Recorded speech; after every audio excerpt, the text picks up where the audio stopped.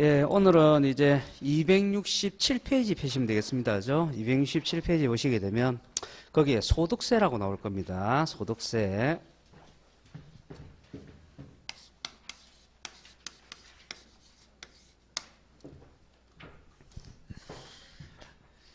예, 그래서 제가 맨 처음에 이제 수업할 때요. 제일 먼저 강조했던 것이 과세 대상이었습니다. 과세 대상. 자, 그래서 또다시 이제 여쭤보겠습니다. 자, 세금을 부과하는 대상이 어떤 것들이 있습니까?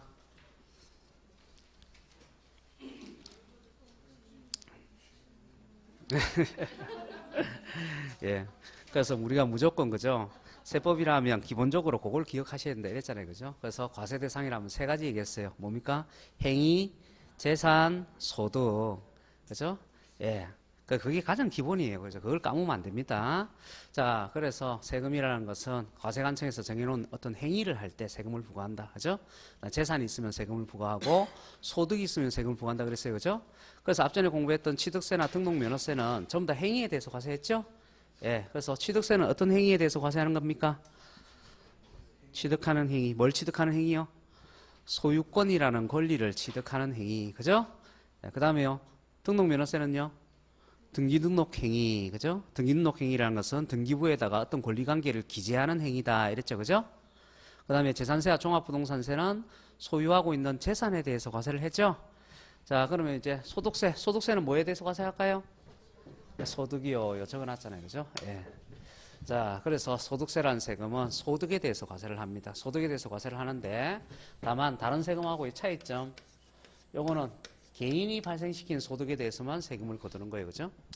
자, 우리가 앞전에 공부했던 세금들은 개인도 납세무자가 됐지만 법인도 납세무자가 됐죠.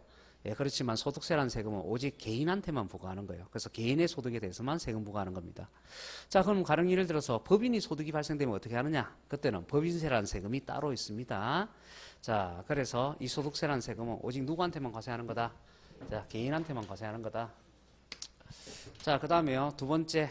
이 소득세의 특징 두 번째, 개인이 발생시킨 소득 중에서 1년 동안 발생시킨 소득에 대해서 세금 부과한다. 자, 그래서 1년 동안 발생시킨 소득 이렇게 얘기했는데요. 요 1년 동안 요걸 갖다 우리가 과세 기간이라 합니다. 과세 기간. 그래서 앞전 세금에는 과세 기간이라는 것이 없었는데 이 소득세라는 세금은 과세 기간이라는 것이 존재하네요. 자, 그래서 과세기간이라는 것은 과세표준을 계산하는 기간으로서 소득세 같은 경우는 그해 1월 1일부터 12월 31일까지 그죠? 요 1년 기간 동안이 과세기간이 되는 겁니다.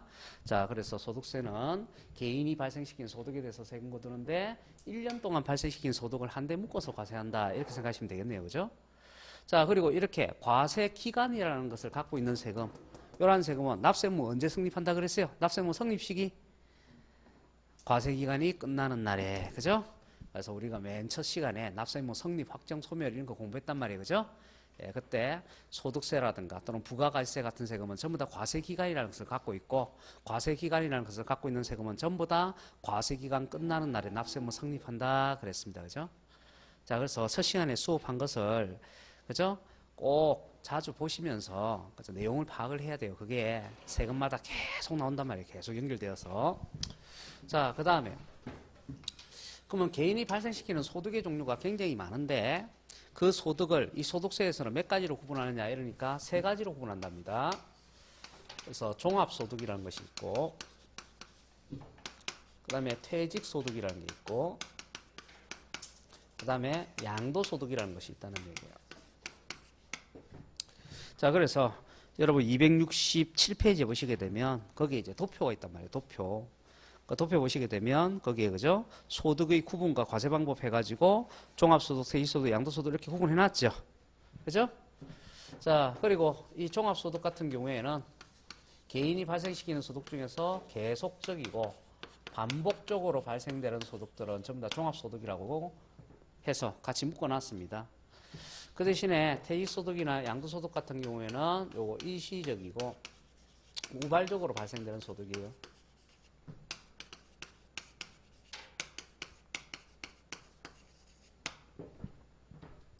자, 그러면 거기에 종합소득으로 묶어놓은 것이 이자, 배당, 사업, 근로, 연금, 기타, 그죠? 그렇게 6가지가 나와 있죠? 그죠? 책 보고 계십니까? 예. 자, 그래서 그 6가지가 이제 종합소득인데, 그죠? 이 종합소득으로 이렇게 6가지를 묶어놓은 이유가 그 소득은 전부 다 계속적이고 반복적으로 발생되는 거다. 내가 은행에다 돈 꽂아 놓으면 은행에서 석 달에 한 번씩 이자를 꼬박꼬박 준다. 그 얘기예요. 그죠? 내가 회사를 열심히 다니면 매월 회사에서 월급을 줍니다. 그게 근로소득입니다. 그죠? 그 다음에 내가 특정 회사의 주식을, 그죠? 사서 갖고 있으면 그 회사에서 수익이 나면 매년 배당을 해줘요. 자, 그래서 이렇게 동그라미 1번부터 5번, 그렇죠? 6번까지 해당되는 이런 소득들은 전부 다 계속적이고 반복적으로 발생되는 소득이니까 이 소득들을 다 한데 묶어가지고 우리가 종합소득으로 하자 이 얘기입니다. 그래서 이 종합소득에 대해서 세금을 부과하면 우리가 종합소득세라고 이름을 붙이는데, 그렇죠? 원래 세금 이름은 뭐라고요? 소득세라고요, 소득세. 그래서 우리가 양도소득세 이렇게 얘기하는데 원래 양도소득세라는 세금 이름은 존재하지 않습니다. 원래 세금 이름은 뭐예요? 소득세예요, 소득세. 소득세고 소득의 한 종류가 뭐란 얘기예요? 양도소득이라는 게 있다 이 얘기예요. 그죠? 자, 그런데 이 양도소득이라는 건 뭐냐? 이러니까 양도소득이라는 것은 뭐 부동산 같은 것을 사고 팔아갖고 이익을 남기는 거예요. 그래서 가령 예를 들어서 내가 그죠? 부동산을 샀는데 1억 주고 샀단 말이에요. 근데 팔 때는 3억 주고 팔았단 말이죠. 그죠? 그러면 2억의 이익이 발생되죠. 그걸 갖다 우리 뭐라 얘기한다고요? 양도소득이라 한다고. 자, 그런데 부동산을 사고 팔 때 어쩌다 한 번씩 사고 팔아야 된다 그 얘기예요. 만약 부동산 사고 파는 것을 완전 업으로 삼아가지고 계속적 반복적으로 부동산을 거래하잖아요. 그러면 그때 발생된 이익은 양도소득세를 과세 안 하고 뭘 과세한다고요? 예, 종합소득세를 과세한다고. 그래서 거기에 종합소득에 보시게 되면 사업소득이라는 게 나와 있고, 그죠? 뭐 사업소득이라는 것은 말 그대로 사업을 해서 소득이 발생되는 건데 그 중에 부동산과 연관된 사업이 3가지가 나와 있단 말이에요. 그래서 부동산 임대업, 부동산 매매업, 그 다음에 건설업 이렇게 나와 있죠. 예. 건설업이라는 것은 주택 신축 판매업을 얘기하는 거예요. 주택 신축 판매업이라는 게 뭐냐? 아파트 같은 거 지어서 팔아먹는 거 얘기하는 겁니다. 그죠? 예. 자, 그러면 그 사업소득에 보면 부동산 매매업이라는 게 있잖아요. 그래서 그 매매업이라는 것이 바로 뭐예요? 부동산 매매를 업으로 삼는 거 이 말이에요. 직업으로 삼는 그 얘기입니다. 그래서 부동산 매매를 직업으로 삼아서 계속적으로 사업하면 그때는 종합소득세가 과세가 되는 거고, 그죠? 일반인이 어쩌다 한 번씩 이렇게 팔아갖고 이익이 발생되면 뭘 과세한다? 양도소득세를 과세한다. 이렇게 되는 겁니다. 자, 그 다음에요. 지금 종합소득은 이 6가지 소득을 다 합쳐서 과세한단 말이에요. 그래서 이걸 우리가 종합과세라고 이렇게 표현한다는 거예요. 종합과세. 그러면 요거는 좀 더 쉽게 표현하면 합산과세죠. 그 소득들을 다 합쳐서 과세하니까. 자, 그 대신에 퇴직소득과 양도소득은 다른 소득하고 합치지 않고 각각 소득별로 개별적으로 따로따로 과세한다 이 말이죠. 퇴직소득이라는 건 뭐냐면 퇴직금 얘기하는 거예요. 퇴직금. 여러분 회사 퇴직하면 이제 퇴직금 주잖아요. 그죠? 예, 그거 얘기하는 겁니다. 자, 그러면 여러분이 회사를 쭉 다니면서 월급을 받으면 그걸 뭐라 그랬어요? 근로소득이라 그랬죠. 근로소득은 어디에 속하는 거고요? 종합소득에 속하는 거고. 퇴직소득은 그죠? 퇴직금 얘기하는 거라 그랬죠. 그러니까 퇴직금하고 근로소득하고 합쳐서 계산한다는 거예요. 따로따로 계산한다는 거예요. 따로따로 계산한다는 얘기예요. 그래서 여러분이 회사를 퇴직하게 되면 회사에서 퇴직금 계좌를 따로 만들라 이렇게 얘기하는 거예요. 왜? 내가 원래 회사에서 받던 근로소득하고는 구별해서 따로 세금을 계산해야 되기 때문에. 아시겠죠? 자, 그래서 이 퇴직소득이나 양도소득은 다른 소득하고 합쳐서 과세하지 않으니까 따로 분류해서 과세를 한다고. 그래서 분류과세라 그래요. 분류과세. 그러면 이것을 우리가 알기 쉽게 이제 설명을 하려면 이게 개별과세란 말이에요. 우리가 앞전에 공부했던 개별과세. 각각 소득별로 따로따로. 그렇죠? 이거는 각각 소득별로 따로따로 계산하는 거니까 이런 개별과세란 말이에요. 개별과세. 자, 그 다음에 우리가 종합소득에 보면 이자소득이나 배당소득이나 근로소득이나 이런 소득들은 분리과세 한다 그래요. 분리과세. 자, 그럼 또 분리과세라는 게 뭐냐? 분리과세라는 것은 원천징수하는 거 얘기하는 거예요. 원천징수.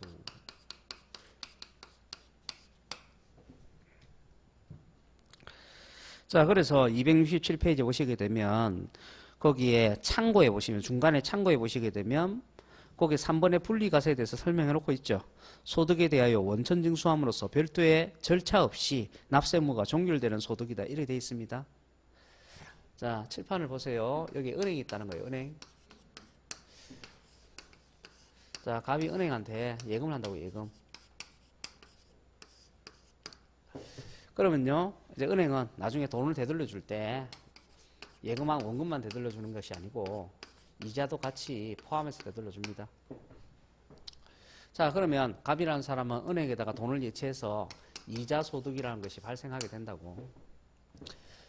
자, 그러면 이자 소득이라는 것이 발생이 되었으니까, 그죠? 그 발생된 소득에 대해서는 소득세라는 세금을 내야 되죠? 자, 그러면 소득세라는 세금은 국세니까 세무서가 과세 관청이 될 것이고, 자, 그리고 우리가 소득세라는 세금은 주로 납부하는 방식이 신고 납부죠. 그래서 원래 5월달 되면은, 그죠? 세무서에서 플랜카드 붙이잖아요. 이번 달은 소득세 신고 납부하는 날이다. 이러면서, 그죠? 그래서 원래 소득세라는 세금은 세무서에다가 신고 납부를 해야 되는 거지만, 이 이자 소득에 대한 소득세 있죠? 그거는 신고 납부하지 않는다고요. 자, 그러면 이자 소득에 대한 소득세는 어떠한 방식으로 세금을 거두느냐? 은행에서 갑에게 이자를 줄 때 소득세라는 세금을 떼고 준다 이 말이야. 그런 다음에 이 은행에서 갑을 대신해서 세무서에다가 이 소득세라는 세금을 대신 납부하는 거예요. 자, 그러면 이 은행을 우리는 뭐라고 얘기하느냐면 징수의무자라고 얘기하는 거고요. 그 대신에 원래 세금의 납세의무자는 누구였어요? 갑이었죠. 갑을 갖다 우리가 납세의무자 이렇게 얘기한다고. 그래서 납세의무자하고 징수의무자하고 그 개념을 구별해야 된다는 얘기고, 그 다음에 이렇게 징수의무자에서 세금이 대납되는 형태, 요걸 갖다가 우리는 원천징수라고 얘기한다. 원천징수. 그런데 이것이 지방세에 가게 되면 표현이 특별징수라고 이렇게 표현을 하게 됩니다. 그러니까 원천징수나 특별징수나, 그죠? 징수하는 방식은 똑같은데 표현만 달리 쓰는 거예요. 하나는 국세에서 쓰는 표현이고 또 하나는 지방세에서 쓰는 표현이고. 자, 그래서 우리가 세금 징수하는 방법을 총 이제 세 가지를 다 공부하게 되는 겁니다. 우리가 앞전에 공부했던 취득세와 등록면허세는 징수하는 방법이 어떤 방식이었어요? 신고납부에서 신고납부, 납세무자가 직접 세금 계산해서 자진신고하고 납부하는 거.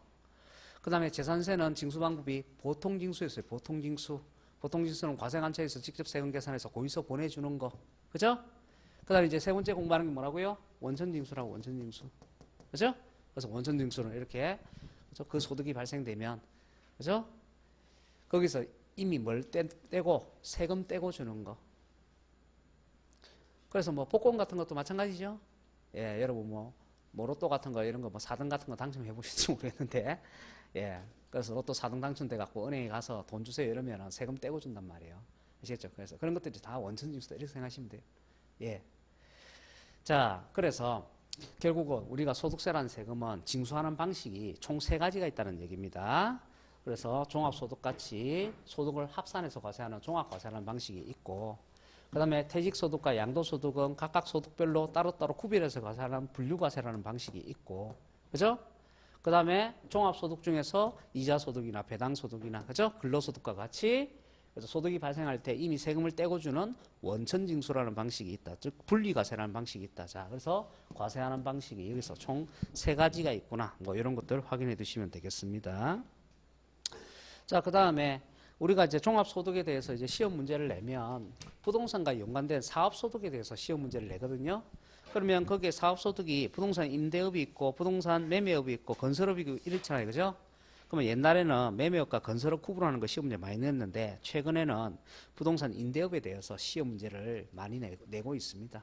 그래서 부동산 임대소득에 대한 내용들은 다음에, 그죠? 뭐 3월달이나 5월달, 이때, 그죠? 뭐 프린트물, 그죠? 정리되고 나오고 이럴 때, 그때 이제 하도록 하고요. 자, 그래서 이제 288페이지 이제 보시면 되겠네요. 자, 그래서 288페이지 이제 가시게 되면은, 자, 양도소득이라는 게 나옵니다. 양도소득세.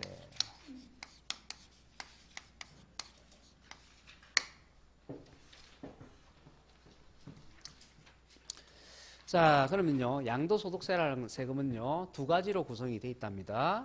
첫 번째, 자산을 양도하는 행위가 있어야 된다고요. 자산을 양도하는 행위가 있어야 된다. 두 번째, 자산을 양도해서 소득이 발생해야 된다고요. 자산을 양도해서 소득이 발생해야 된다고. 자, 그래서 요거를 좀 더 쉬운 말로 고치게 되면 매각 차익이라 그래요. 매각 차익. 싸게 사서 비싸게 팔아서 남는 이익. 자, 매각 차익은 어떻게 계산하느냐 이러니까 양도가액에서 취득가액을 뺐을 때 이익이 남으면 이것을 우리가 매각 차익을 한다는 얘기죠.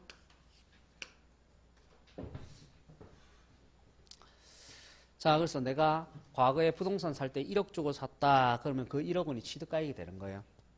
팔 때 1억 2천에 팔았다. 그죠? 그럼 팔았을 때 상대방으로부터 받았던 대가가 양도가액이 되는 겁니다.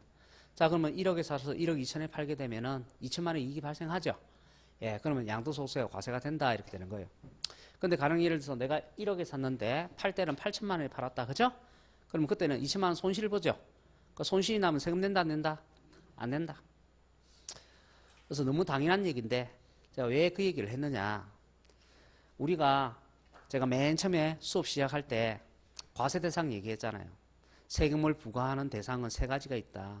행위에 대해서 부과하는 세금이 있고 재산에 대해서 부과하는 세금이 있고 소득에 대해서 부과하는 세금이 있다 이랬죠. 근데 이 소득세라는 세금은 뭐에 대해서 과세한다 그랬어요? 소득에 대해서 과세한다 그랬죠. 자, 근데 만일 소득세라는 세금을 과세관청에서 만들 때 이것을 소득에 대해서 부과하는 세금이라고 이렇게 규정하지 않고 행위에 대해서 부과하는 세금이라고 이렇게 규정을 했다고 봅시다. 그러면 이렇게 양도가액에서 취득가액을 빼서 이익 계산하는 이 규정은 필요 있어요? 필요 없어요? 필요 없어요. 이게 만일 행위에 대해서 부과하는 세금이었다면 그냥 양도행위가 있냐 없냐 그것만 따지면 되는 거지 이익을 받는지 손해를 받는지 따질 필요 있습니까? 없습니까? 없잖아요. 그죠? 그래서 제가 대상이 중요하다고 하는 얘기가 그 얘기란 말이에요.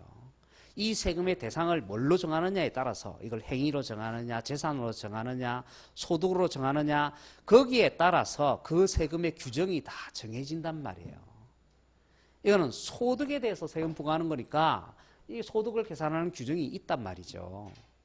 그런데 취득세는 소득에 대해서 부과하는 세금 아니죠. 행위에 대해서 부과하는 세금이죠. 그러니까 소득을 계산하는 그런 내용이 없다고 내가 뭔가 자산을 취득해서 얼마나 득 받느냐 이런 거 안 따진다고. 그래서 취득세는 무상으로 취득해도 과세하고 유상으로 취득해도 과세하고 왜요? 행위에 대해서 과세하는 거니까. 그죠? 그렇지만 이거는 소득에 대해서 과세해야 되니까 상대방으로부터 대가를 받아야 돼요? 받지 않아도 상관없어요? 반드시 대가를 받아야 돼요. 반드시. 왜? 대가를 받은 게 양도가액이라 그랬죠? 그 양도가액에서 취득가액을 뺐을 때 뭐가 남아야 된다고? 이익이 남아야 된다고. 근데 공짜로 받게 되면은 그죠? 공짜로 자산을 넘기게 되면 양도가액은 빵원 되냐 빵원. 그러면 이익 계산돼야 안 돼요? 안 되잖아요. 그러니까 양도소득세는 무조건 유상이전일 때 과세한다 그렇게 얘기하는 거잖아요. 그러니까 그 세금의 대상을 잘 알고 계셔야 된다고. 그죠? 그래야 그 세금에서 나와 있는 여러 가지 규정들을 이해할 수 있단 말이죠. 자, 그 다음에요. 자, 양도행위가 있어야 된다 이랬는데 그러면 도대체 양도행위가 있다는 것이 어떤 구성요소를 갖추고 있을 때 우리가 양도행위가 있다라고 얘기를 하느냐. 양도행위가 있으려면 세 가지 구성요소가 있어야 됩니다. 세 가지 구성요소. 그래서 첫 번째는 뭐냐면 첫 번째는 여기 나와 있네요. 일시적이고 우발적인 거래입니다.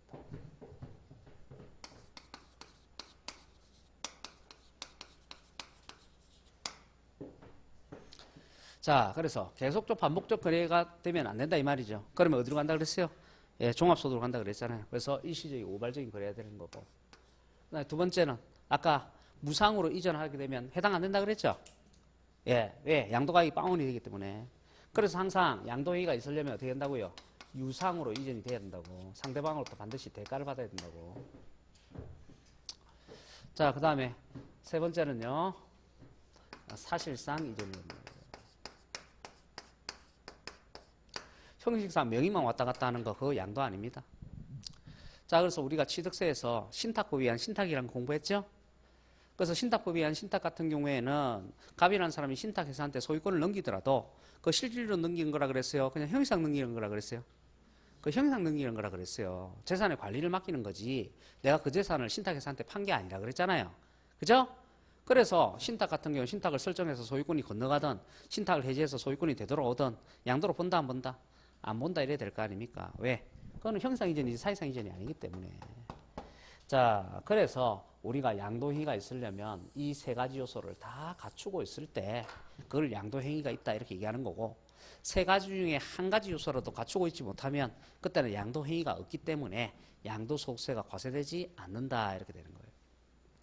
그 다음에 두 번째, 양도행위가 있다 할지라도 뭐가 있어야 된다고요? 양도소득이 있어야 세금 부과한다고. 만약 양도소득이 없게 되면 오히려 손실을 보게 되면 양도소득세 과세한다 안 한다? 안 한다. 그죠? 그래서 이 두 가지 요소를 꼭 잘 기억을 해 두셔야 되겠네요. 자, 그러면 이제 요거의 양도소득세 기본적인 의의와 특징이고요. 이제 289페이지에 거기에 과세 대상 보도록 할게요.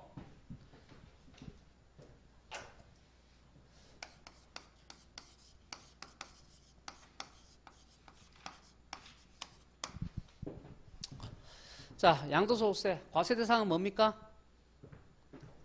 과세항 뭡니까? 그러니까요. 자꾸 복잡하게 또 생각한다니까요. 소득이라고요. 소득. 아까 했잖아요. 소득이라고.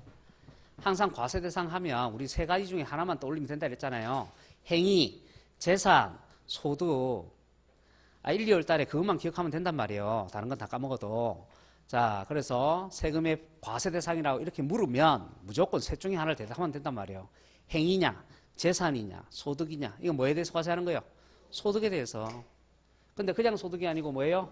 자산을 팔아서 발생시킨 소득, 양도소득에 대해서 과세한다고. 그죠? 그런데 아무 물건이나 막 팔아갖고 이익이 발생되면 양도소득세를 내야 되느냐 이 말이에요. 그죠? 가게에서 10원짜리 사탕 팔아가지고 남는 이익도 양도소득세를 내야 되느냐고. 그게 아니다 이 말이죠. 법에 열거되어 있는 자산을 팔아서 발생된 이익에 대해서 과세합니다. 그래서 우리가 앞전부터 자꾸 열거주의 그 얘기 했던 거잖아요. 열거주의. 우리가 공부하는 건 전부 다 열거주의밖에 없다니까요. 자, 보세요. 자, 취득세 대상이 뭡니까? 그러니까 제가 뭐라 그랬어요? 소유권을 취득하는 행위가 대상이다 그랬죠? 그럼 아무 물건이나 소유권 다 취득하면 취득세 다 냅니까? 아니라고요. 법에 열거가 되어 있는 물건의 소유권을 취득해야 된다. 그죠? 자, 재산세도 보유하고 있는 재산에 대해서 과세한다 그랬죠? 그럼 아무 물건이나 막 갖고 있으면 막 재산세를 냅니까? 아니요. 법에 열거하고 있는 재산을 갖고 있어야 된다고. 아시겠죠? 예. 그래서 전부 다 열거주의 과세 방식이라고. 안에 내용 외우는 게 중요한 게 아니에요, 지금. 그죠? 예. 세법의 기본적인, 그죠? 원리들을 차근차근 밟아가면서 그걸 아는 게 중요하단 말이에요. 자, 그러면 소득에 대해서 과세를 하는데 양도소득에 대해서 과세하는 거예요. 양도소득에 대해서 과세를 하는데, 그죠? 법에 열거되어 있는 물건을 팔아서 발생된 양도소득에 대해서 과세합니다. 그랬을 때 법에 열거된 물건이 어떤 것이 있느냐 이러니까 289페이지에 그 사각 박스에, 그죠? 법에 열거되어 있는 물건을 5가지로 분류를 해놨잖아요. 첫 번째가 부동산, 부동산에 관한 권리, 그 다음에 주식 출자 지분, 기타 자산, 파생 상품 이렇게 5가지로 구분해 놓은 거예요. 자, 그럼 첫 번째 부동산부터 봐야 되겠죠? 부동산.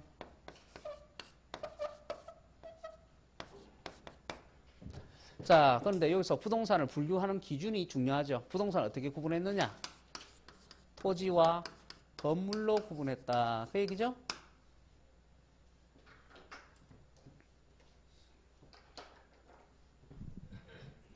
자, 취득세에서는 부동산을 어떻게 구분했습니까? 토지와 건축물로 구분했습니다. 재산세는 부동산을 어떻게 구분했습니까? 토지, 건축물, 주택으로 구분했습니다. 양도소득세는 부동산 어떻게 구분합니까? 토지와 건물로 구분합니다. 그래서 부동산을 구별하는 방법이 다 틀리다고 했잖아요. 자, 그래서 취득세는 토지와 건축물로 구분하고, 재산세는 토지, 건축물, 주택으로 구분하고, 종합부동산, 그 다음에 양도소득세는 토지와 건물로 구분하고, 취득세 건축물에는 뭐가 들어가요? 건물하고 시설물이 들어가잖아요. 시설물은 다시 독립적 시설물하고 부수적 시설물이 들어가죠. 그죠? 예. 그런데 이 양도소득세에서는 토지와 건축물로 구분 안 하고 토지와 건물로 구분하고 있다는 거잖아요. 그 얘기는 취득세에 들어가는 시설물 중에 일부가 여기에 포함이 된다 안 된다? 안 된다는 얘기예요. 그죠? 아시겠죠? 예, 그래서 여기는 토지와 건물로 구분한다고. 근데 취득세는 토지와 건축물로 구분한다고. 재산세는 토지 건축물의 주택으로 구분한다고. 재산세는 주택을 왜 따로 구분했다 그랬어요? 주택에 해당되는 건축물과 토지를 합쳐서 과세하니까. 그죠? 그래서 다른 건축물하고 토지하고 구별을 해줘야 된다 그랬죠? 주택을. 그죠? 예. 그러니까요. 안에 뭐 자꾸 외우려고 하지 마시고 구분을 잘 하시라고. 구분을. 예, 구분하는 게 중요합니다. 자, 그 다음에 290페이지에 보시게 되면 이제 부동산에 관한 권리 나옵니다. 자, 부동산에 관한 권리가 크게 두 가지로 나눠져 있네요. 자, 부동산을 이용할 수 있는 권리가 있고 부동산을 취득할 수 있는 권리가 있죠. 부동산을 이용할 수 있는 권리에는 다시 그죠? 290페이지 거기에 사각박스 보세요. 사각박스 보시게 되면 부동산을 이용할 수 있는 권리는 다시 지상권, 전세권, 등기된 부동산 임차권이 나와 있네요. 자, 부동산 이용할 수 있는 권리는 바로 여러분이 물건, 그죠? 민법에서 공부하는 물건 중에서 용익물건에 해당이 되는 거예요. 용익물건. 그럼 용익물건의 종류가 어떤 것이 있어요? 지상권이 있고, 전세권이 있고, 또 뭐가 있어요? 지역권이 있죠. 근데 지역권은 왜 안 들어가 있을까요? 지역권은 왜 안 들어가 있을까요? 지역권은 거래 대상이 안 되니까 그렇죠. 민법 시간에 공부하시잖아요. 지역권 거래할 수 있어요, 없어요? 없잖아요. 그죠? 부동산, 그죠? 그 지역권은 사고 팔고를 못 한다고. 그죠? 그러니까 당연히 양도소득세는 사고 팔고 할 수 있어야 양도소득세가 과세가 되는데 지역권은 사고 팔고 안 되니까 당연히 양도소득세 대상이 안 되겠죠. 그죠? 예. 그래서 지상권하고 전세권만 들어가 있다는 얘기예요. 물건 중에서, 용익물건 중에서. 자, 그 다음에 민법하고 또 차이점이 있어요. 민법에서는 지상권하고 전세권 같은 경우에는 등기를 반드시 해야 되죠. 아, 등기 안 하면 물건 아니잖아요. 그죠? 예. 그런데 세법에서는 지상권과 전세권이 반드시 등기가 된 것이어야 되느냐? 그렇지 않다. 등기 여부를 묻지 않는다. 그걸 세법에서 뭐라 얘기했어요? 실질과세를 했다고. 실질과세. 그죠? 그래서 민법하고 구별을 해야 된다고요. 자, 민법에서는 지상권, 전세권 이런 거 반드시 등기가 필수에 필수. 예, 그렇지만 세법에서는 지상권과 전세권 같은 경우, 그죠? 등기 여부를 따진다, 안 따진다? 안 따진다고요. 법적 성질이 지상권적 성질을 갖고 있는 권리면 되고, 법적 성질이 전세권적 성질을 갖고 있는 것이면 된다 이 말이에요. 아시겠죠? 그러니까 등기 여부를 따지지 않습니다. 자, 근데 등기 여부를 안 따지다 했는데 임차권은 왜 등기가 된 상태에서 팔아야 되는 거죠? 임차권은 물건이 아니고 채권이기 때문에 그런 거예요. 그래서 등기를 해서 물건화 되었을 때만 양도소득세를 과세하겠다 그 얘기입니다. 아시겠죠? 우리가 양도소득세가 과세가 되려면 어떤 권리를 지 마음대로 사고 팔 수 있어야 된다고. 그런데 채권은 지 마음대로 사고 팔 수 없잖아요. 물건은 지 마음대로 사고 팔 수 있지만. 이해되시죠? 그래서 임차권 같은 경우 뭐 해서 등기를 해서 물건화 되었을 때 그때야 양도소득세 대상으로 삼는다 이 말이에요. 그래서 그게 이제 시험 문제 자주 나왔던 거죠. 임차권은 반드시 등기된 임차권이어야 된다는 거. 자, 그 다음에 그 옆에 부동산을 취득할 수 있는 권리가 있네요. 자, 그럼 부동산을 취득할 수 있는 권리, 거기 아파트 당첨권 나와 있죠? 그죠? 거기에 아에다 동그라미 치세요. 아. 그 다음에 주택 상환채권에 주에다 동그라미 치시고, 토지 상환채권에 토에다 동그라미 치시고, 부동산 매매 계약을 체결한 자가 계약금만 지급한 상태에서 양도한 권리, 그 개에다 동그라미 치시고, 그 다음에 또 주택청약 예금증서에 주에다 동그라미 치시고 공유수면 매립허가권에 공유에다가 동그라미 치시면 됩니다. 그래서 제가 외울 때 이렇게 외웁니다. 아, 토, 주, 개, 주, 공. 자, 그래서 이렇게 앞머리를 따가지고 꼭 6가지를 기억해 두십시오. 이것도 시험 문제 나왔으니까. 그래서 토지상한 채권 대신에 토지개발채권 이렇게 해서 틀린 지문으로 나온 적도 있고요. 그래서 이제 꼭 기억을 해 두셔야 되겠고. 자, 그 다음에 거기에 아파트 당첨권 나오는데 아파트 당첨권뿐만 아니라 아파트 분양권도 마찬가지예요. 분양권도 해당이 되는 거고. 근데 아파트 분양권하고 조합원 입주권하고 비교를 해보자는 얘기예요.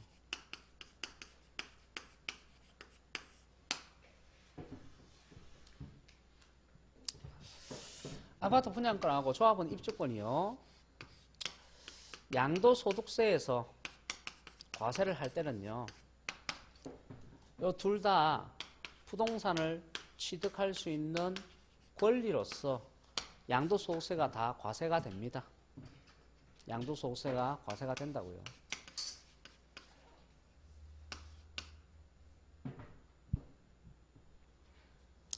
자, 그런데 지방세에서는 어떻게 되느냐? 지방세. 취득세나 재산세와 같은 지방세에서는 어떻게 되느냐? 아파트 분양권 같은 경우는 지방세에서도 부동산을 취득할 수 있는 권리예요. 그래서 부동산을 취득할 수 있는 권리라는 얘기는 지방세가 과세되지 않는다는 얘기입니다.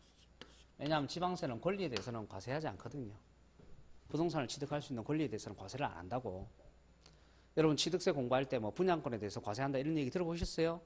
못 들어봤죠? 재산세 과세할 때 분양권에 대해서 재산세 과세한다 이런 말 들어보셨어요? 못 들어봤죠? 예, 그래서 아파트 분양권은 취득세나 재산세 같은 지방세는 과세가 안 된다고요. 자, 그런데 요 조합원 입주권 있죠? 요 조합원 입주권은 지방세에서는 토지로 봐요, 토지. 부동산을 취득할 수 있는 권리로 보는 게 아니고 토지로 본다고. 토지로 보기 때문에 지방세에는 과세가 된다는 얘기입니다. 자, 그러면 조합원 입주권이라는 게 뭐냐? 조합원 입주권이라는 것은 기존에 주택이 있다는 얘기예요. 기존에 주택이 있는데 그 기존에 있는 주택이 낡아가지고 재개발하거나 재건축을 한단 말이에요. 그러면 재개발하거나 재건축을 하기 위해 갖고 기존의 낡은 건물을 허물겠죠. 그리고 새로운 건물을 짓겠죠. 그죠? 그리고 새로운 아파트가 지어지게 되면 거기에 그죠? 새로운 주택에 입주할 수 있는 권리를 주겠죠. 그래서 그것이 바로 뭐라는 거예요? 그것이 조합원 입주권이라는 거예요. 조합원 입주권. 그런데 지방세에서는 이걸 부동산을 취득할 수 있는 권리로 안 보고 기존에 토지 건물이 있다가 뭐가 없어졌으니까 건물이 없어졌으니까 뭐만 남았다? 토지만 남은 걸로 본다 이 말이에요. 그러니까 조합원 입주권을 취득하는 것도 토지를 취득하는 걸로 본다 이렇게 되는 거예요. 자, 그러면 지방세에서는 왜 토지로 볼까요? 국세처럼 부동산 취득할 수 있는 권리를 안 보고 왜 토지로 보는 거예요? 그렇게 해야 세금 거둘 수 있으니까 그렇죠. 그래서 제가 항상 뭐라 그랬어요? 우리가 과세관청 생각하면 과세관청은 그죠? 얘기하면 항상 우리 뭐 떠올리면 된다 그랬어요? 과세관청 입장은 돈만 거두면 된다 그랬잖아요. 돈만 거두면 된다고. 항상 과세관청 생각하면 과세관청 입장은 뭐예요? 돈만 거두면 된다. 항상 그 생각을 한다니까요. 그 생각을. 그래서 조합원 입주권 같은 경우에 저거를 부동산을 취득할 수 있는 권리로 그죠? 판단을 하게 되면 지방세 자체를 못 거두기 때문에 지방세를 거두기 위해서 어떻게 한다는 거예요? 저걸 조합원 입주권을 안 보고 뭐로 본다는 거예요? 토지로 본다는 거예요. 자, 그러면 양도소득세에서는 그냥 토지로 과세하지 왜 조합원 입주권을 할까요? 토지로 하는 것보다 조합원 입주권을 과세하는 것이 세금을 훨씬 더 많이 거두니까 그렇죠. 별거 없어요. 예, 항상 그죠? 어떤 부분에 대해서 과세관청이 판단하는 부분이 틀리다. 그러면 결론은 하나예요. 왜 과세관청이 이 세금일 때는 이렇게 판단하는데 이 세금에서 이렇게 판단하느냐? 왜 그렇게 하는 거예요? 그렇게 판단하는 것이 세금을 훨씬 더 많이 거두니까 그렇죠. 이해되십니까? 예, 그 얘기예요. 자, 보세요. 내가 오피스텔을 샀다고 오피스텔을 샀는데 나는 실제 이것을 주거용으로 이용을 하고 있다고 주거용으로. 아시겠죠? 자, 그러면 과세관청에서 이제 두 가지로 판단할 수 있잖아요. 이 오피스텔을 사무실 용도로 판단을 할 것이냐 아니면 실제 사용하고 있는 주거용으로 판단을 할 것이냐. 그죠? 자, 그랬을 때 과세관청이 일괄적이지 않다고요. 어떤 세금에서는 오피스텔로 보고 어떤 세금에서는 주거용으로 보고. 왜 그렇게 하느냐? 그 세금의 특징에 따라서 그죠? 양쪽으로 보는 것이 세금 거두는 게 훨씬 더 쉽기 때문에 많이 거두기 때문에. 그래서 우리가 보통 취득세 같은 데는 보면 암만 오피스텔을 주거용으로 이용한 그죠? 여러 가지 자료를 입증해도 과세관청은 오피스텔을 주택으로 보지 않는다고. 왜냐하면 주택으로 보게 되면 취득세의 세율이 굉장히 낮아지기 때문에 세금을 조금밖에 못 걷는단 말이에요. 그래서 항상 취득세에서는 오피스텔은 무조건 오피스텔이라. 그걸 주거용으로 이용했던 뭐로 이용했던 그죠? 그런 거 안 따진다고요. 무조건 오피스텔은 오피스텔이고 그런 그냥 일반적인 건축물이라. 이해되시죠? 그런데 그게 재산세로 가게 되면 그걸 또 주택으로 봐줘요 또. 그렇게 하는 것이 세금을 훨씬 더 많이 거두기 때문에. 그럼 우리가 이렇게 묻는 거죠. 아니 취득세하고 재산세하고 양도세 왜 판단 기준이 있습니까? 왜 판단 기준이 틀린 거예요? 과세관세 이렇게 얘기하는 거죠. 대상이 다르잖아요. 이러잖아요. 취득세는 취득행위에 대해서 과세한 거고 재산세는 재산에 대해서 과세한 거고 양도소득세는 소득에 대해서 과세한 거고 대상이 다르잖아요. 대상이. 아시겠죠? 그래서 판단 기준이 다 틀리다고. 근데 결국은 그죠? 핵심은 뭐예요? 세금이죠. 세금. 자, 그 다음에요. 291페이지에 그게 기타 자산이라고 나옵니다. 자, 기타 자산. 기타 자산 중에서도 첫 번째 나와 있는 것이 사업용 고정자산과 함께 양도하는 영업권 이렇게 나와 있어요. 사업용 고정자산과 함께 양도하는 영업권. 자, 칠판을 보십시오.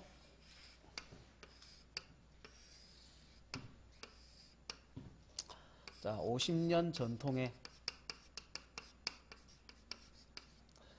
땡땡 갈비탕집이 있다. 자, 이 갑이라는 사람이요, 50년 동안 갈비탕집을 운영했대요. 그래서 50년 동안 운영하다 보니까 이 땡땡 갈비탕이라는 이름만 딱 들으면 사람들이 아, 그 집은 갈비탕 맛있는 집 이래가지고 각인이 돼 있어요. 각인이. 그래서 이 갑이라는 사람이 50년 동안 갈비탕집 운영하면서 결국은 돈 벌어갖고 자기가 운영하던 건물도 사고 그 토지도 사고. 그런데 50년 동안 운영을 하다 보니까 이제 나이가 연로하셔가지고 더 이상 일을 못하겠다 이 말. 힘들어서. 자, 그래서 누구한테 물려주면 되는데 물려줄 사람도 없네요. 그래서 을한테 팔기로 했습니다. 자, 이 땡땡 갈비탕 팝니다. 그 땡땡 갈비탕으로 운영되고 있던 토지와 건물도 팔고 부동산도 팔고 그 다음에 땡땡 갈비탕이라는 간판을 달고 장사할 수 있는 영업권도 팔아요. 영업권. 그리고 영업권은 권리금을 따로 책정해서 주기로 했어요. 그래서 영업권에 대해서는 한 1억 정도 주기로 했고 부동산에 대해서는 10억 원 정도 주기로 했습니다. 자, 그런데 이 갑이라는 사람이 땡땡 갈비탕 요 부동산을 취득할 때는요, 그 부동산은 과거에 5억 주고 취득했단 말이에요. 그리고 땡땡 갈비탕이라는 간판은 자기가 처음으로 걸었기 때문에 그 당시에 권리금은 없었다고요. 빵원. 자, 그래서 요렇게 그죠? 부동산 5억 주고 샀고 권리금은 없이 이렇게 장사를 하다가 드디어 이제 그 부동산을 10억에 팔고 그죠? 영업권에 대해서는 자 1억에 이제 팔기로 했다 이 말이에요. 그죠? 자, 그래서 이렇게 양도를 하게 되었을 때 양도소득세를 어떻게 계산할 거냐 이 말입니다. 그래서 양도소득 어떻게 계산하냐 이러니까 부동산은 부동산대로 계산하고 영업권은 영업권대로 계산을 한다. 그래서 두 개를 합쳐서 계산하는 게 아니고 따로따로 계산한다 그 얘기야. 따로따로. 그러면 이것을 따로따로 계산을 했을 때 세금의 차가 벌어지느냐? 세금의 차가 나지요. 왜냐하면 우리가 부동산 같은 경우에는 장기적으로 갖고 있다가 팔면 장기보유 특별공제라는 혜택을 받을 수가 있어요. 그런데 영업권은 내가 10년을 영업을 했던 20년을 영업을 했던 영업권을 파는 것에 대해서는 장기보유 특별공제 혜택을 받을 수가 없습니다. 자, 그 다음에 부동산 같은 경우는 단기에 거래하면 세율이 높아요. 1년 이내 거래하면 50%고 취득하고 나서 1년 넘고 2년 사이에 보유하게 되면 40%고 이렇게 단기 보유에 대한 세율이 높습니다. 근데 영업권은 단기 보유에 대한 세율이 없어요. 무조건 기본 세율이에요. 기본 세율. 자, 그래서 우리가 이것을 따로따로 계산하는 거하고 한데 묶어서 그냥 부동산으로 계산하는 거하고는 세금 계산의 차이가 있다고. 그래서 과세관청은 원칙적으로 어떻게 한다고요? 따로따로 계산한대요. 따로따로. 내가 만일 저 권리금을 따로 계산하기 싫다. 그러면 어떻게 하면 돼요? 계약서를 쓸 때 권리금에 대한 금액을 부동산에다가 엎쳐버리고 부동산을 11억에 파는 걸로 하고 권리금은 빵원으로 하면 되겠죠? 이해되시죠? 예. 그래서 그거는 계약서 쓰기 나름이에요. 예. 그렇지만 우리가 세법에서는 원칙적으로 어떻게 한다고요? 영업권하고 부동산은 어떻게 한다? 서로 구분해서 따로따로 과세를 한다. 자, 그런데 거기서 291페이지에 거기에 기타 자산에서 양갈로 1번에서 기억하셔야 될 게 뭐냐면 사업용 고정성가 함께 양도하는 영업권에서 함께란 말이 나와 있죠? 함께에다가 동그라미를 꼭 치세요. 함께. 그러니까 이 영업권이 양도소득세가 과세가 되려면 그죠? 영업권 단독으로 거래하는 거 말고 항상 뭐하고 같이 거래해야 된다고요? 부동산하고 같이 거래가 돼야 된다고. 사업용 고정성과 함께 거래가 돼야 된다고. 자, 그렇기 때문에 매날에 거기 색깔칠 한번 보시게 되면 만일 부동산은 거래를 안 하고 영업권만 따로 팔았다 이 말이죠? 그러면 거기에 대해서는 그죠? 기타 소득으로 봐서 양도소득세가 아니고 뭐요? 종합소득세가 과세가 됩니다. 이렇게 되어 있습니다. 그래서 그런 내용도 같이 이제 확인을 하시고 자, 그 다음에 이제 넘기시죠. 양갈로 2번에 특정 시설물 이용권, 회원권, 주식 이렇게 되어 있죠. 여기 회원권 얘기하는 거예요. 회원권. 그 회원권 우리가 취득세에서도 공부했죠. 시설물을 이용할 수 있는 권리가 회원권이라 그랬죠. 그러면 취득세에서는 회원권의 종류가 몇 가지가 있었어요? 5가지가 있었잖아요. 그죠? 골프, 승마, 콘도, 요트, 종합체육시설. 그죠? 예. 그래서 우리가 취득세에서는 회원권을 과세를 하더라도 사치적인 회원권인 5가지 회원권에 대해서만 취득세를 과세를 했는데 양도소득세에서는요. 회원권을 팔아서 이익을 챙겼다 그러면요. 그 회원권의 종류를 불문한다고. 그 웬만한 회원권은 다 들어간다고요. 자, 그래서 거기에 색깔칠한 부분을 보시게 되면은 우리가 취득세에서 공부했던 골프 회원권 말고도 스키장 회원권, 콘도 회원권, 헬스클럽 회원권, 고급 사교장 회원권, 종합체육시설 이용 회원권 이런 것들 쭉 나와 있죠. 자, 그래서 취득세 회원권 5가지에다가 그 다음에 양도소득세는 웬만한 회원권 다 들어간다 이렇게 생각하시면 되겠네요. 자, 그 다음에 양갈로 3번과 4번 몰라도 됩니다. 시험 문제 한 번도 안 나왔습니다. 자, 그 다음에 293페이지에 주식 또는 출자 지분 나옵니다. 주식 또는 출자 지분. 주식 또는 출자 지분에서 알아야 될 거는 하나밖에 없어요. 자, 294페이지 맨 위에 보세요. 그거 보시게 되면 거기 도표 하나 있죠. 도표. 그죠? 도표 있죠? 도표에 보시게 되면 거기에 유가증권 시장 내에서 거래했을 때, 시장 외에서 거래했을 때 이렇게 돼 있죠?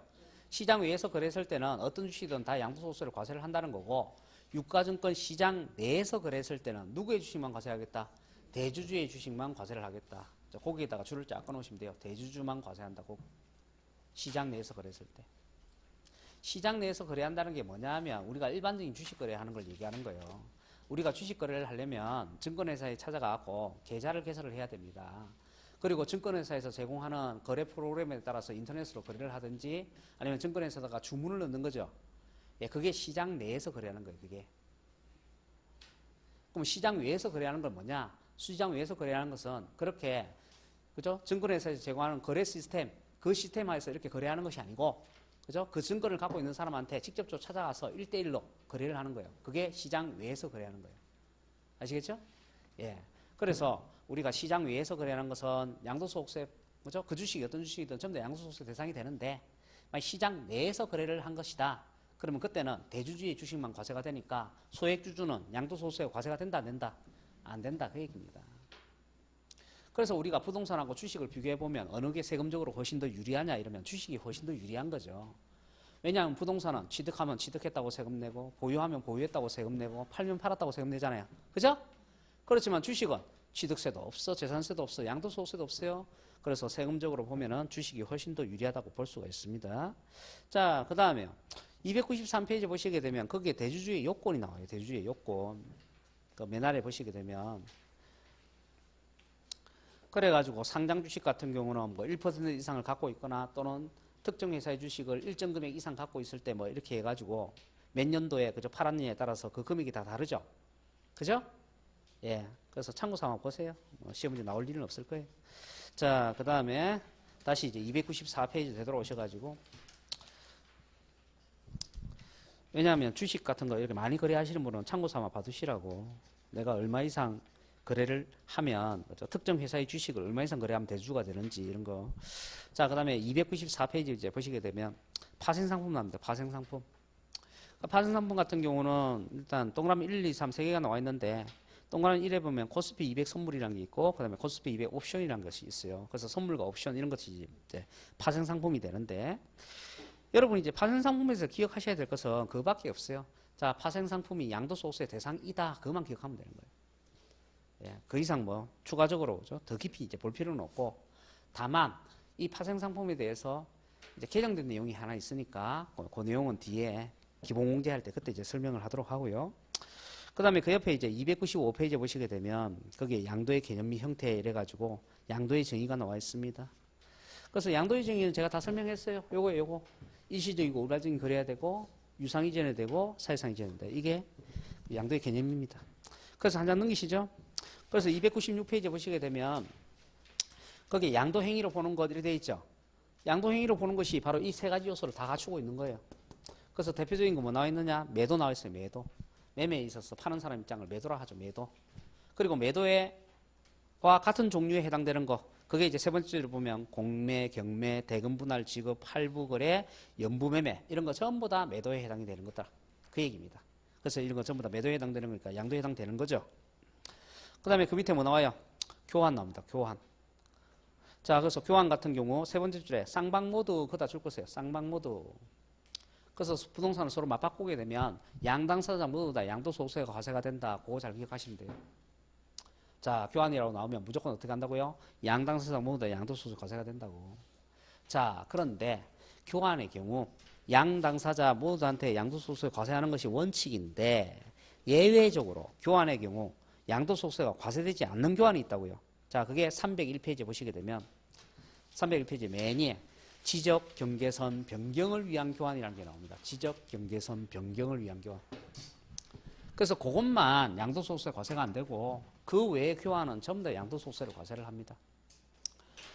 자, 그러면 지적 경계선 변경을 위한 교환이라는 게 뭐냐? 자, 칠판을 보세요. 각각 을이 있는데 각각 을이 이 토지를 공유하고 있대요. 공동 소유하고 있대요. 공동 소유. 지분을 얼마씩 갖고 있느냐 하니까 지분은 2분의 1씩 지분을 갖고 있대요. 2분의 1씩. 그래갖고 지분을 이렇게 쪼개갖고 갖고 있대요. 이렇게. 그래서 요거는 갑지분, 요거는 을지분, 요거는 갑지분, 요거는 을지분 이렇게. 자, 그런데 지적경계선 변경을 위해 가지고 지분 설정을 새로 합니다. 그래서 지분 설정을 새로 해가지고 그래서 지분을 어떻게 쪼개랬냐면 이렇게 쪼개요. 이렇게.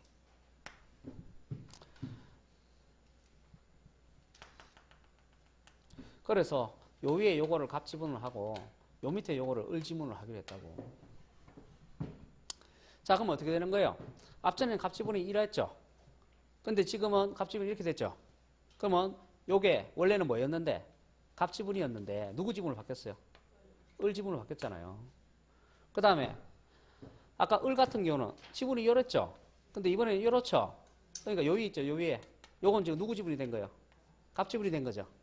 그 얘기는 각각 을의 지분이 어떻게 됐다는 거예요? 서로 교환이 됐다는 거예요. 교환. 아시겠죠? 그렇지만 전체의 지분 크기에는 변화가 있다 없다? 없다고요. 자, 그래서 이런 경우에는 양도소득세를 과세한다 안 한다? 안 한다고. 그래서 지분의 교환이 있기는 있지만 전체 지분의 크기에 변화가 없을 때 근데 기본 전제가 뭐냐면 동일 필지 내에서 이 말이에요. 동일 필지 내에서. 그때는 양도로 보지 않는다. 근데 문제는 뭐냐면 이렇게 지분을 싹 교환하면서 누군가한테 지분을 좀 더 넘겨주고 세금을 포탈하려고 하는 이런 행위를 하는 사람들이 있어요. 그래서 301페이지 보시게 되면 거기에 창고에 보면 창고 2분의 1에 되어 있다고요. 제1호에 따라서 분할된 토지의 전체 면적이 분할 전 토지 전체 면적의 100분의 20을 초과하지 아니할 것. 그러니까 토지 면적이 앞전 분할에 비해서 새로운 분할이 앞전 분할에 의해서 갖고 있던 면적보다 20%를 넘으면 안 된다고. 아시겠죠? 예. 그래서 면적이 비슷하게 분할이 돼야 된다. 그런 의미. 자, 그 다음에요. 297페이지에 오시게 되면 현물출자 나옵니다. 현물출자. 용어를 보세요. 용어. 현물출자. 현물출자라는 용어 나오면 아, 요거 양도구나, 양도. 자, 현물출자라는 건 뭐냐 하면 내가 법인한테 출자를 하는데 돈으로 출자를 안 하고 물건으로 출자하는 거예요. 부동산과 같은 물건으로 출자하는 걸 현물출자라고 해요. 현물출자. 자, 그러면 갑이라는 사람은 A라는 법인한테 부동산을 출자했으니까 부동산이 사실상 이전되죠. 그리고 A라는 법인은 거기에 대한 대가로서 뭘 준다? 주식을 발행해 준다. 그래서 유상이전이다 이 말이야. 그래서 사실상 이전 있고 유상이전 있으니까 양도에 해당이 된다. 그래서 현물출자는 우리가 보통 좀 보기가 힘듭니다. 보기가 힘들고 이제 보통 보면 코스닥 회사 같은 데 보면 현물출자하는 회사가 한 번씩 있어요. 근데 이제 그런 회사는 사면 주식을 사면 어떻게 되느냐? 쫄딱 망해요. 예. 조만간 그 회사는 망할 회사 이렇게 생각하시면 돼요. 자, 이게 무슨 말이냐면 이게 고전적인 수법인데 자, 보세요. A라는 회사가 있다고요. A라는 회사가 있는데 A라는 회사가 4년 연속 계속 적자에 적자. 그래가지고 자본보다 부채가 훨씬 더 많아요. 그래서 5년 연속 그렇게 적자가 나서 그죠?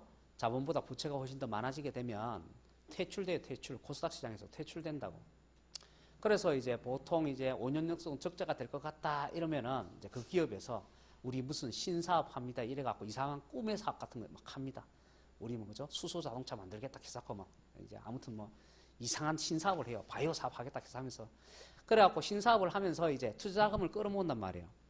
그런데 투자자들이 봤을 때 얘가 진짜 신사업을 해서 돈이 될 것 같으면 돈으로 투자를 하겠죠. 그런데 돈으로 아무도 투자를 안 해. 얘 보니까 얘가 몇 번을 해먹었어. 이상한 짓을 몇 번을 해먹어가지고 내 사기치고 이래가지고 못 믿겠다 이 말이야. 그러면 이제 이 기업은 이제 어떻게 하느냐 하면 이제 임야 같은 거 이런 거 많이 갖고 있는 사람 이런 사람을 섭외를 해요. 섭외. 그래서 임야 몇만 평 갖고 있고 이런 사람들. 근데 임야는요. 그걸 만 평을 갖고 있던 10만 평을 갖고 있던 돈이 안 돼요. 돈이. 이해되시죠? 예. 임야는 그것이 풀리기 전까지는 그죠? 다른 용도로 풀리기 전까지는 돈이 안 된다고. 그래서 임야를 갖다가 아주 많이 갖고 있는 사람을 이제 섭외를 해가지고 이렇게 얘기하는 거죠. 가령 예를 들어서 그 임야가 한 시가 한 3억 정도 된다고 그랬어요. 3억. 자, 그런데 이 사람이 돈이 얼마가 필요하냐면 이 회사가 지금 50억이 필요해요. 50억이. 그러면 감정평가사한테 돈을 잔뜩 지어주고 임야를 부풀려서 뻥 튀기고 평가를 해갖고 요 50억으로 평가해 주세요. 뭐 이렇게 한단 말이에요. 아시겠죠? 그래갖고 회사에다가 출자를 할 때는 50억짜리 임야를 출자를 한 것처럼 그래서 그 땅을 이용해서 뭔가 사업을 할 것처럼 막 이렇게 떠든단 말이에요. 아시겠죠? 그런 다음에 그죠? 이제 현물 출자를 했으니까 주식을 발행해 줘야 되잖아요. 그러면 주식을 50원어치 발행을 해 준다니까요. 예, 그러면 자, 그 임야를 갖고 있는 사람은 자, 주식을 이제 발행 받아 갖고 이제 주식을 팔 수 있어요. 그럼 뭐 얼마까지 팔면 이익이 발생이 돼요? 예, 3억 이하까지 계속 팔아도 이익이 남는다고 쉽게 얘기하면 아시겠죠? 그 옛날에 그런 게 굉장히 많았다고요, 사실은. 그래서 그죠? 사람들은 어떻게 생각하느냐? 아, 저 회사가 원래 괜찮은 회사였는데 주가가 막 빠지기 시작하니까 막 계속 적자니까 주가는 빠질 거 아니에요. 주가가 빠졌는데 그죠? 이게 거의 뭐 5분의 1까지 막 빠져요. 20%까지 빠진다고. 그러면 사람들이 생각하는 거예요. 이제는 반등을 하겠지. 근데 10분의 1까지 빠져요.